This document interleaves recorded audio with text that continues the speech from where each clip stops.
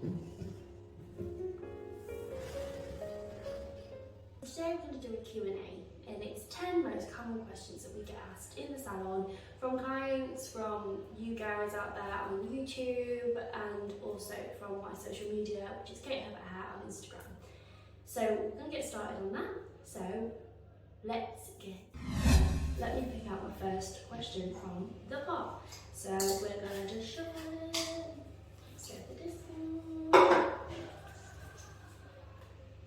Okay, first question that I've been asked: do you prefer cutting or colouring?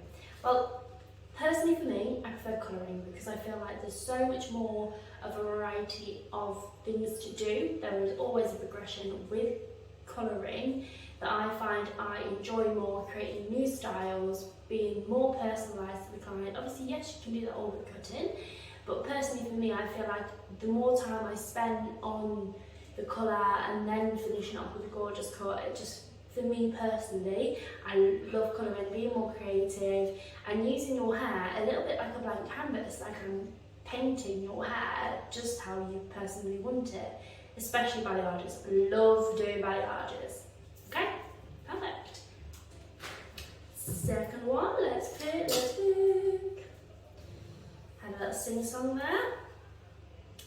What's the difference between shop bought shampoos and salon shampoos? Right, this could go on forever, this thing. Everyone always says it, hairdressers hate shop bought shampoos. It's just out there. Just because we know the in-depth products behind making it so it's more affordable for you. It is designed for African American hair because it's got to be designed for the most thickest, coarse hair, so it's designed for every hair type. Now, they say every hair type, it's not, because what it does is it can make a heavy build up on your hair, make it so much heavier than what you think. And personally, if I've had a client come in, the most common one I get is, I use Tresemme on my hair's really fine and I can't really do much with it. Is there any way that I can work on this, and is there any way that I can just sort it out, because I feel like I want volume and it's just being flat.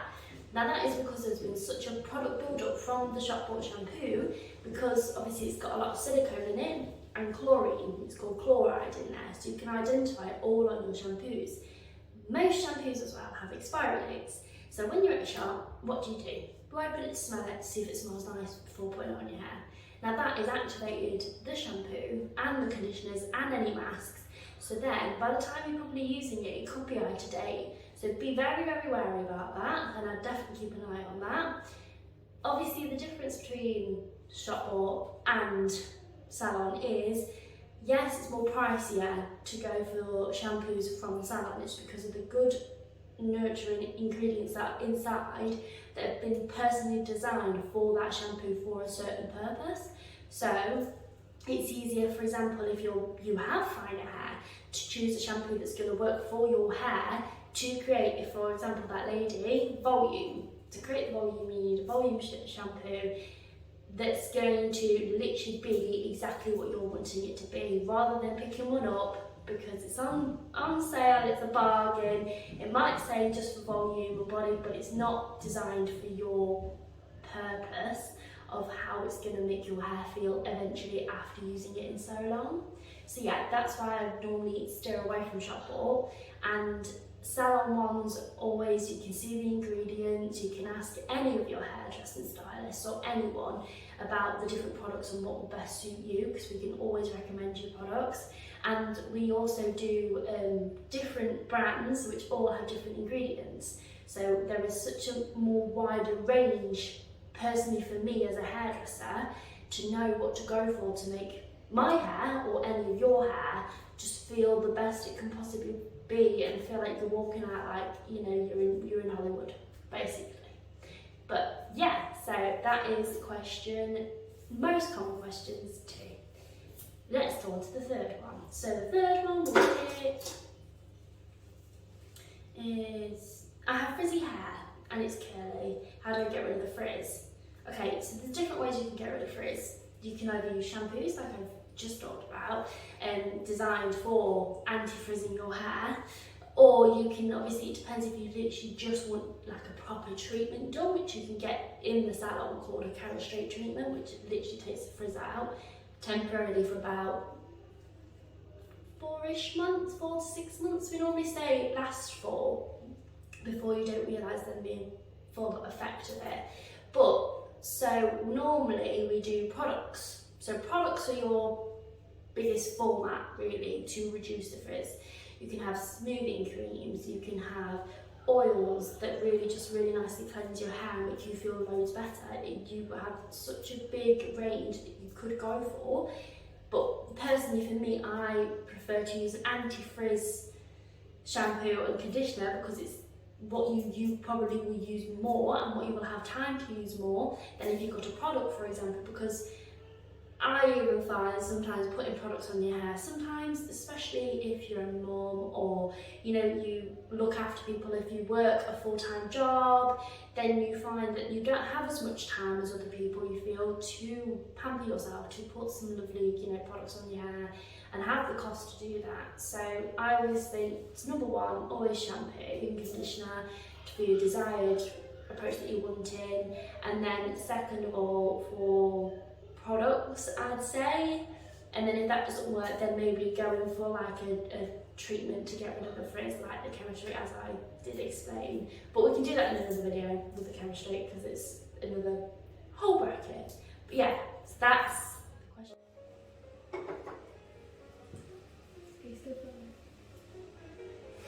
Sorry guys, Beth just walked in, she's talking to me. You gonna go? Thanks, Beth. Number 4. Just say I can't see these up. Are straighteners better to curl or are curlers better? Okay, everyone is individual. Everyone finds things easier than others. I personally, for myself, I find straighteners easier because the style that I look for, that more natural curl or like a natural wave and beach wave, I can achieve myself better with straighteners than with a curling wand or with a curler. And that's just my personal preference. If I'm wanting more of a bouncier style or something that's going to last quite long times, like if I was doing wedding hair for example, then I probably would veer towards more a curling wand because then you can set the hair a little bit better with the barrel curls and stuff like that. But yeah, everyone's individual and see which one you prefer.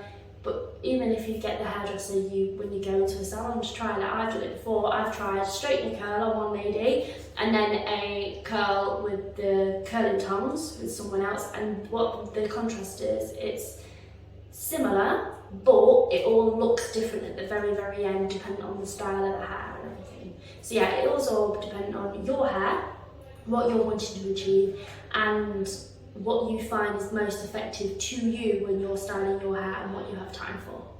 Yeah, so that's number 4 for you. Let's get on to number 5. What is the difference between a conditioner and a mask? A lot of these related questions are mainly products and shampoos, but this is what we get asked most. The difference between a conditioner and a mask is one gets into your hair, so the mask penetrates through the top layer of your hair and repairs it from the inside rather than sealing it down on the outside, as a conditioner is just for a surface, class as surface conditioner.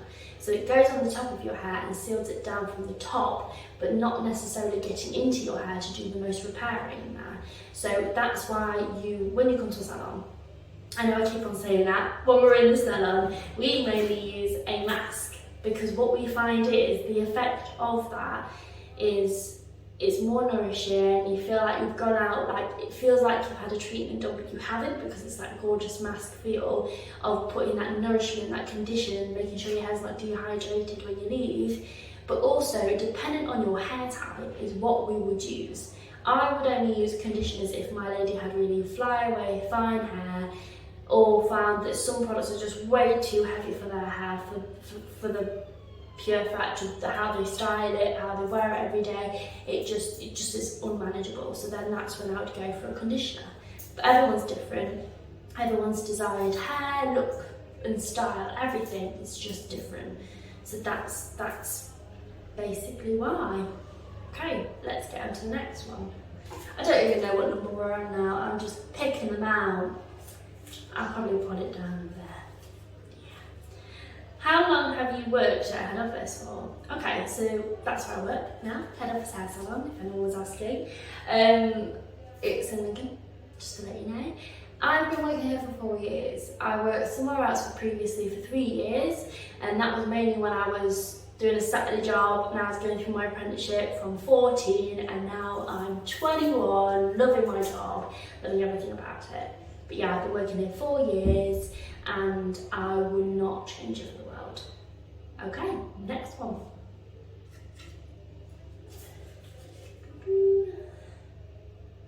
Oh, another product question. What product should I use for coloured hair? Now, as I said, there is designed ones for coloured hair to protect your colour from fading, from anything like that. We also do as well with the shampoos, you can get toning conditioners.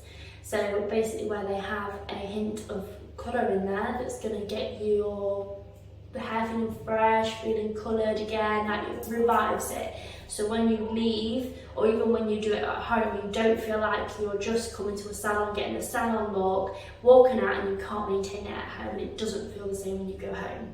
So there's things like Fabulosos, which is Evo's range, and they have like reds. So if your hair is vibrant red or red, you want to, keep up with it, because we all know more fashion colours, like the reds, purples, anything like that, they do fade out quicker than most other colours. So by using it can help you quite a lot in maintaining it just before each colour service and in between. Okay, that's perfect. Next one. How often should I get my hair cut? Okay, so this one, I would probably say everyone's different, to be fair. We normally say, I'd probably say 4 to 8 weeks roughly, if you want to just keep up with your hair condition, make sure that there's no damage happening, just so you feel like you've got that fresher look. For the maintenance side of your haircuts as well, it is quite handy. That is obviously the maximum that I would probably say, roughly, because I have people that book in every 5 weeks, or I have people that book in every 6 weeks, but it is all personal preference on how you feel like your hair grows fast and the style, if it's still in the style that you desired, or if it just keeps on growing out and the style just keeps on disappearing, then you can come in again and get your cut refreshed. And then for growing wise, so I hear it a lot. People are like, how do I grow my hair? I'm struggling, do I need to get it cut that often? Is it a myth getting your hair cut more helps your hair? Obviously, in actual fact, your hair grows about roughly an inch per month. That's not, everyone definitely grows an inch, but that's roughly what some people grow. What I would say is, yes, it's good to get a cut, just so it looks neater and fresher, but you could go 8 to 10 weeks, I'd probably say, in between, well, 8 to 12 really, that bracket, just so you feel like you're growing the length, you're getting it cut, just to let it carry on growing down, rather than constantly cutting your hair, constantly getting rid of those ends, because then you won't feel like you've got much progression with your hair. So yeah, that's what I'd probably recommend for the times between each haircut and why you would get it at different times.